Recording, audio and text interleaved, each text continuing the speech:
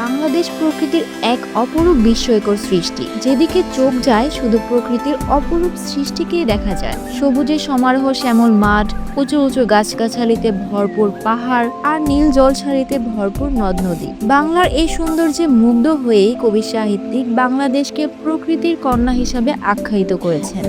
আপনাদের কি মনে কখনো প্রশ্ন জাগে না, আসলেই কি বাংলাদেশ প্রকৃতির কন্যা, নাকি এইসব গল্প কাহিনী? কেনই বা বাংলাদেশকে প্রকৃতির কন্যা নামকরণ করা হয়েছে? কেন সবাই বাংলাদেশকে প্রাকৃতিক সৌন্দর্যের লীলাভূমি বলে?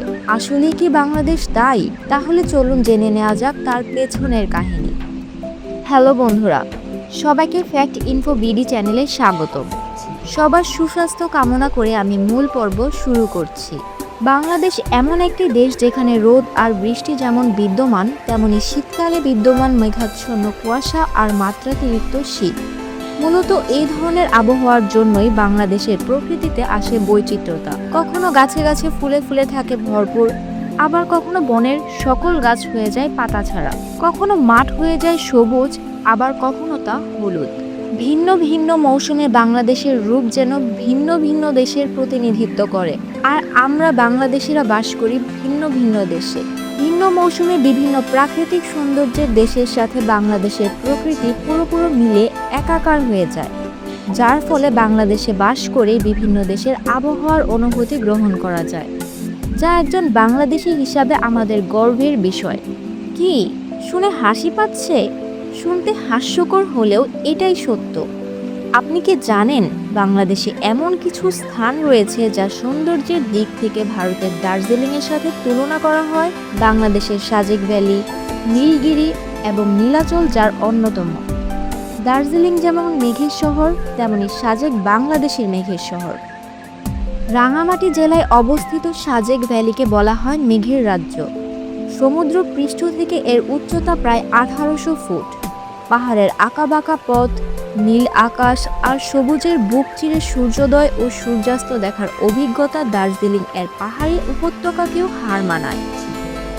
শুধু দার্জিলিংই নয়, কাশ্মীর, যা পৃথিবীর স্বর্গ নামে পরিচিত।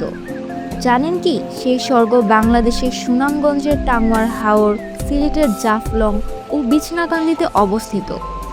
কাশ্মীরের পাহাড়, স্বচ্ছ নীল জলরাশি আর ঝর্ণা কি নেই বাংলাদেশে?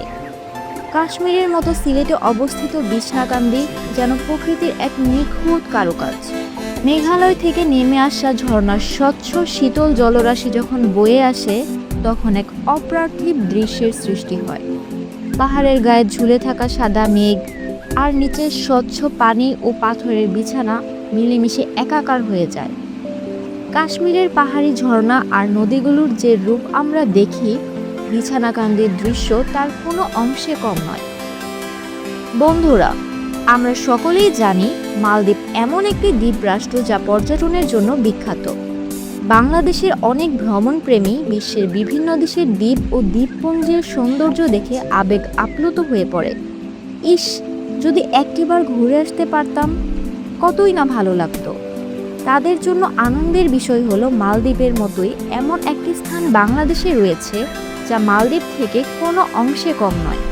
বাংলাদেশ মূলত একটি বিশাল বদ্বীপ। মালদ্বীপ যেমন ছোট ছোট প্রবাল দ্বীপের সমষ্টি, তেমনি সেন্ট মার্টিনও বাংলাদেশের একমাত্র প্রবাল দ্বীপ যা পৃথিবীর দীর্ঘতম সমুদ্র সৈকত নামে পরিচিত। মালদ্বীপের সমুদ্রের পানির মতো সেন্ট মার্টিনের পানিও নীল এবং অত্যন্ত স্বচ্ছ, যা মনকে শান্ত করতে ঔষধের ভূমিকা পালন করে। মালদ্বীপের সমুদ্রের তলদেশে নানা ধরনের প্রবাল এবং রঙিন মাছ বিদ্যমান। তেমনিভাবে সেন্ট মার্টিনে অসংখ্য অজানা প্রাণী রয়েছে যা বিশ্বের অন্য কোথাও বিরল। কোনো অংশে সেন্ট মার্টিন মালদ্বীপের থেকে পিছিয়ে নেই। দেশে যদি মালদ্বীপের মতো পর্যটন স্পট থেকে থাকে, তাহলে কেন বিদেশ ভ্রমণ নিয়ে হা হুতাশ হবে? মূলত প্রকৃতির এই নিপুণ দান, পাহাড়ের সৌন্দর্য, ছলছল শব্দে বয়ে চলা নদীর মোহনা, সবুজ শ্যামল মাঠ আর ঘাটের সমন্বয়ে বাংলাদেশের অস্তিত্ব। বাংলাদেশের এই প্রাকৃতিক সম্পদগুলো আমাদের গর্ব। সাজেকের মেঘ, বিছানাকান্দির পাথর ও পানি টাঙ্গুয়ার হাওরের বিশালতা সব মিলিয়ে বাংলাদেশ এক জীবন্ত স্বর্গ। প্রকৃত পক্ষেই বাংলাদেশ একটি প্রকৃতির কন্যা, যাকে প্রকৃতি নিজ হাতে সাজিয়েছে। আমরা যদি এই প্রাকৃতিক সম্পদগুলোকে যথাযথভাবে সংরক্ষণ করতে পারি এবং পর্যটন শিল্পের উন্নয়ন ঘটাতে পারি, তবে আশা করি বহির্বিশ্বের কাছেও বাংলাদেশ কাশ্মীর আর মালদ্বীপের মতোই এক আকর্ষণীয় গন্তব্য হিসাবে পরিচিতি পাবে।